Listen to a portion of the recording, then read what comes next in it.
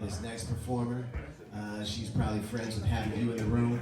Please welcome to the stage, all the way from far away, please welcome Belinda Filippelli, everybody. Filippelli.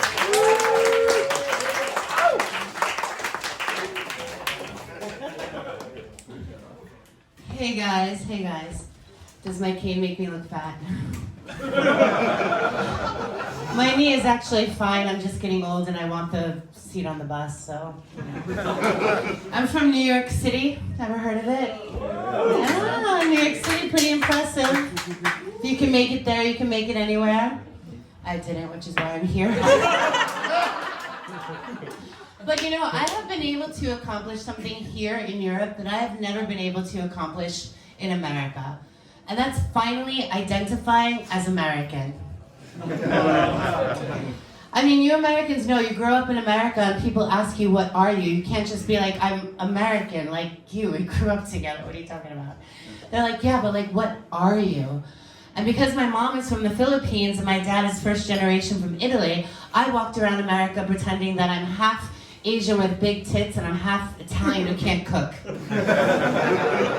It's true, it's just not the identity I was looking for, you know? But ever since I've come to Europe, it's been really easy because people ask me what I am and I say I'm American, zero follow-up questions. Sometimes they don't even ask me in the first place because it's that obvious. It's like, yeah, I'm loud, yeah, I'm fat, yeah, I'll pay 10. That's not that funny. That's my friend here. I brought him. It's like, yeah, I'll pay 10 euros for a caramel macchiato double whip. No, I'm not going to attempt to learn your language. I'm American, you know? And, but I've been living in the Czech Republic. You may have heard of it. Czech Republic, Prague. Yeah. It's not called the Czech Republic anymore, you know that? It's called Czechia. Don't worry, my parents still call it Czechoslovakia. They just, it's a small country. They just keep changing their name, hoping that somebody will notice them. But if you ever want to send me something, just like address it to Belinda, Prague, the country that's not Austria. It'll get to me. It'll get to me. But what I wanted to talk about tonight is that I've actually, besides all of my traveling and all of my escapades, I have done something really fucking crazy lately. And I started online dating. Now, you have to understand why this is crazy. I am a woman in her 40s, a divorced woman in her 40s. Is there anybody over the age of 40 who is currently online dating? No, because you all fucking killed yourself. Well, I'm here to share my survivor's tale of what it's like dating online over the age of 40, especially as a woman.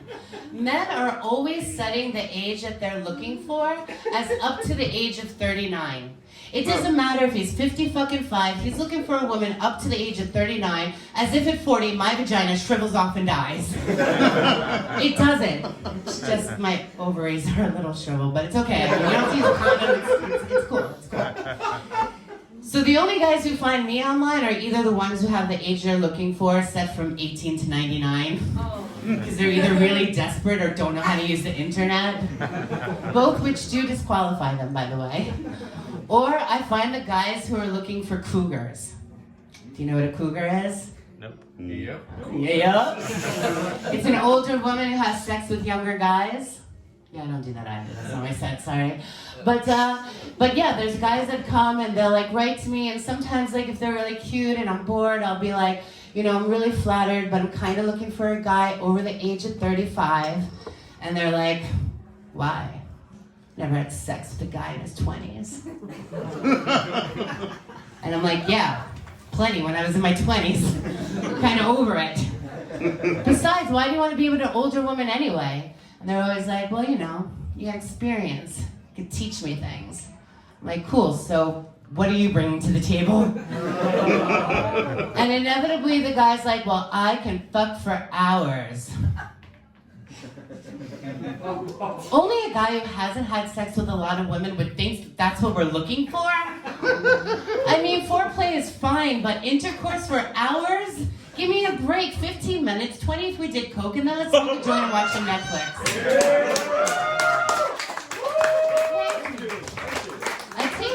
to the men who clapped, because then I know you're low effort.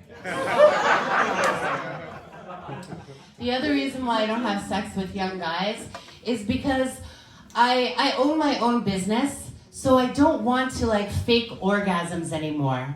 Because I do all my faking in real life. When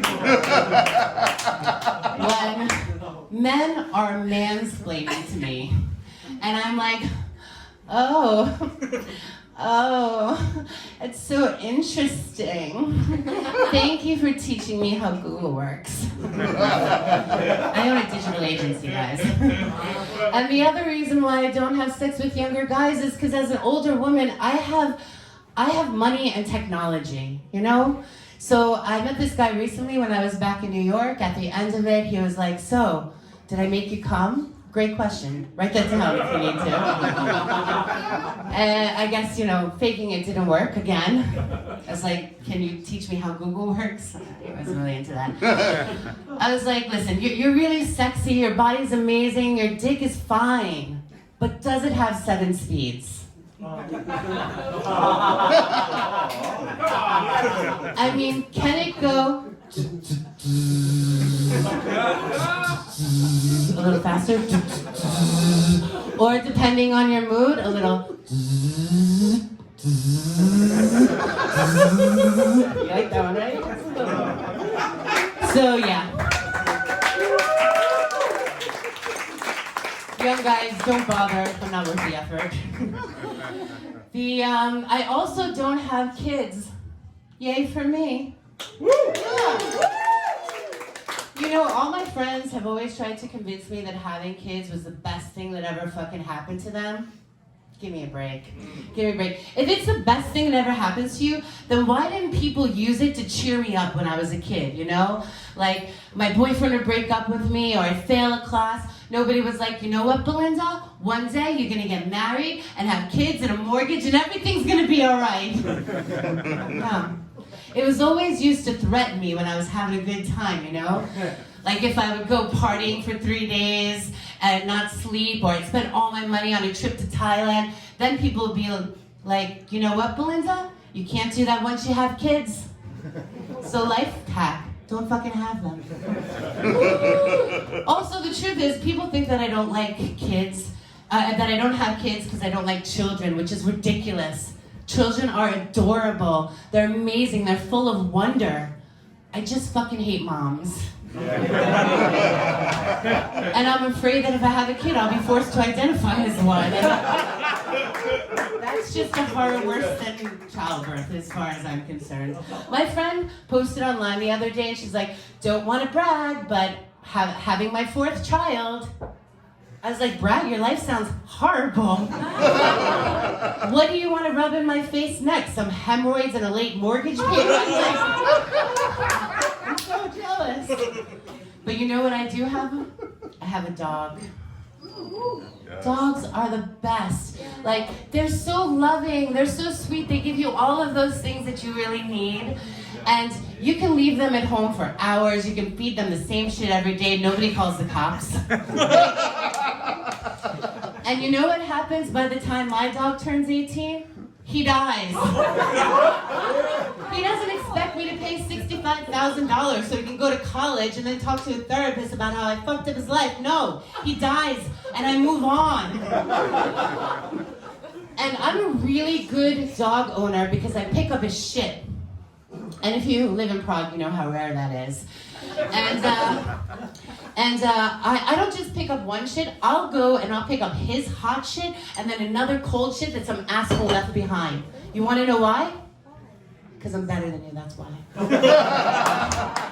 I call it the 2 poop karma. If you're ever having a bad day, another life tip, you just pick up your dog's poop and then another poop, and it'll give you good karma for the rest of the day. Yes. The last story I want to tell you, I was dating this guy recently, and we went out, we took a walk, and he took a poop, my dog, not the guy. And the guy was like looking around, he's like, no one's here, just leave it. And I was like, I can't leave the poop, that's fucked up. He's like, no one's gonna see, no one's gonna know. And I thought, that's a really bad sign of his character. So I broke up with him. Good. I said, listen, Call me when you're 25 and you've learned a little something about taking care of animals and responsibility. You can follow me at Be Good, Be Bad, Belinda. Woo!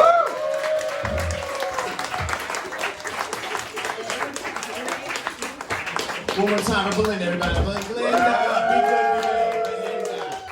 All right, dudes. So look, this show is over. We do this every Friday. It's always something different.